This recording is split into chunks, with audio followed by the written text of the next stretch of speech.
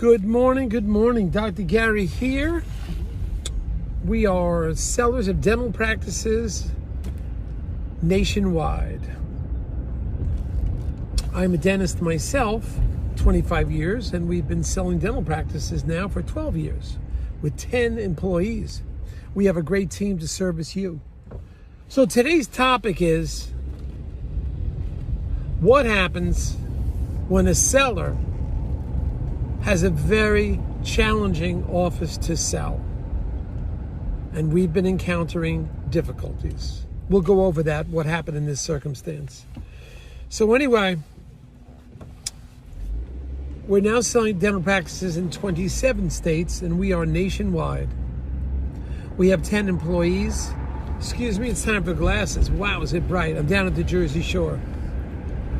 So it's 10 employees, 12 years we've been doing it. I was a dentist for 25. And we're here to serve you. Whether you're a buyer or a seller, we can help you out. Let's close the windows here, get a little more comfortable. Now, you can reach us every day except Christmas and Easter.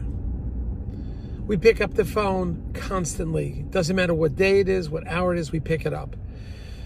We work 363 days.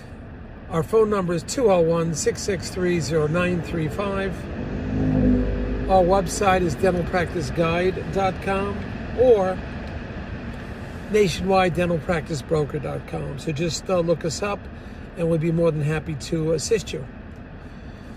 If you're thinking about selling to a DSO, please call us. We have connections with all of them all over the country. We sell to the biggest ones. They pay our commission majority of the time. You will not have to pay a commission. Sometimes we can get your legal fees reimbursed at closing also. So call us and we'll be happy to work with you.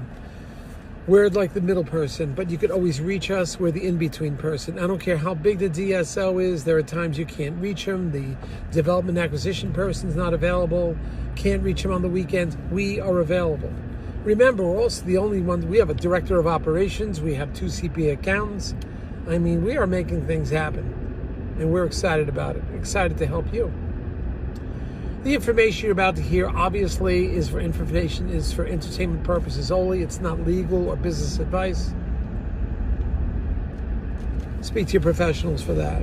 So anyway, what's going on this deal? What is the situation? Well, you have a practice that's very challenging to sell. Let me give you some of the parameters. Space is about 2,800 square feet. Operatories about 5, and then room for 2 more. The gross is below $400,000. The rent is just below $5,500.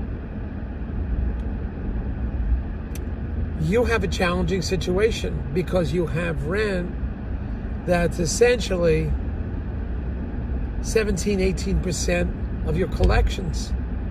How is a new buyer going to come in when he's straddled with that? He has to skyrocket the practice, or an alternative may be to bring another practice into this practice because the rent is so high. Secondly, doctors supplied us with the numbers. We think some of the numbers are just wrong, and they say it's not. But they're having a supply cost of triple the national average. There's something wrong there. If your supplies are calling triple the national average, it's challenging. The amount of money the doctor's taking home is very low. We're talking take home is less than 12% of the practice. Less than 12%. It's like, how is a buyer going to come in and manage to do this?